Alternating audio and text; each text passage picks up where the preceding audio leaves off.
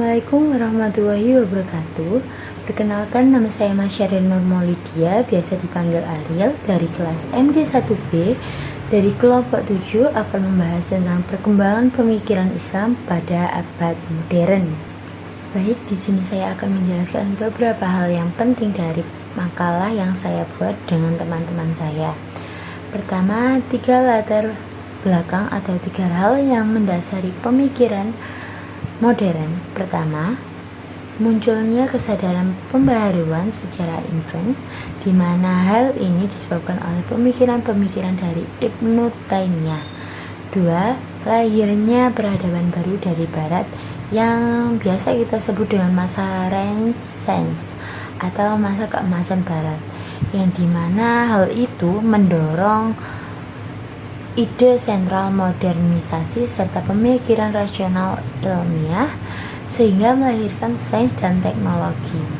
Ketiga, kondisi negara-negara Arab seperti Turki dan Mesir yang sangat memprihatinkan di bawah imperialisme negara-negara Eropa, khususnya Prancis.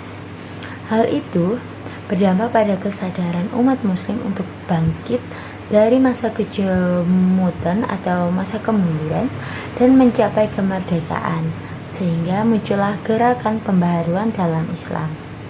Keunggulan-keunggulan Barat dalam bidang industri, teknologi, tekanan politik, militer tidak hanya menghancurkan pemerintahan negara-negara muslim yang ada, sehingga pada saat itu hampir semua negara Islam tidak pernah tidak tersentuh oleh penetrasi kolonial Barat.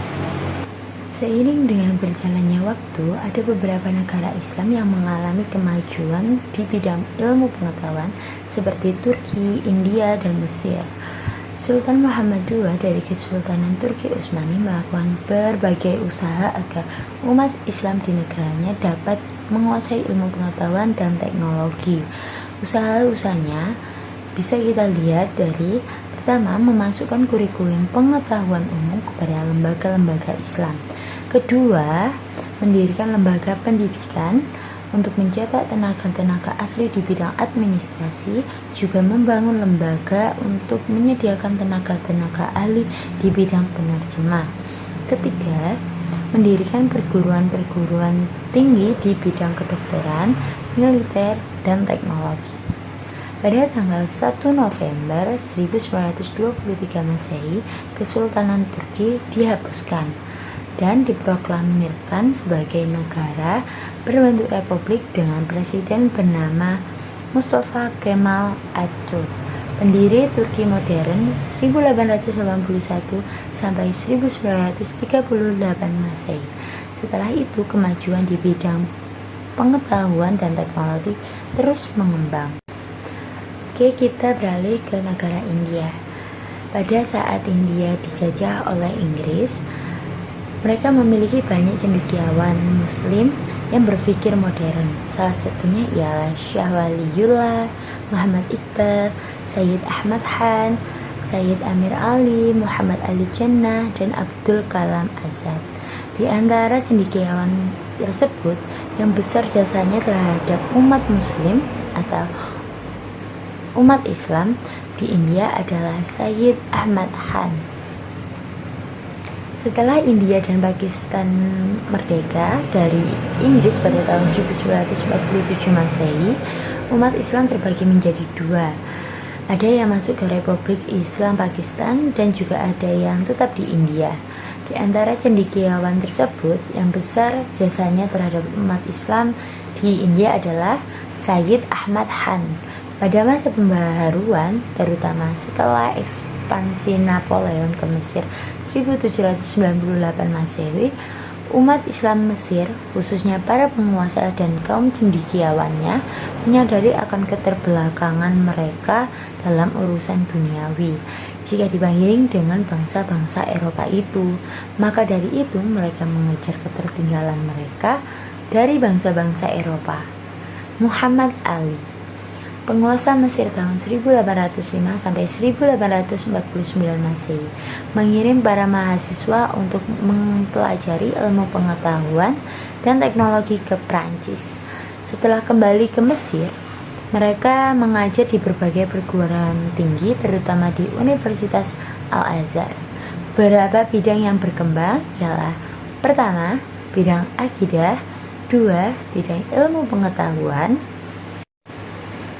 tiga, bidang politik; empat, bidang arsitek; lima, bidang sastra; enam, bidang kaligrafi. Turki modern dimulai pada tahun 1881 hingga 1938 Masehi. Setelah itu, kemajuan di bidang pengetahuan dan teknologi terus mengembang. Lalu kita akan membahas tentang karakteristik gerakan pembaharuan pada masa modern. Oke, masa pembaharuan atau biasa kita sebut dengan kata Islah. Gerakan ini muncul sebagai respon terhadap perubahan sosial, ekonomi, dan politik yang terjadi selama era modern.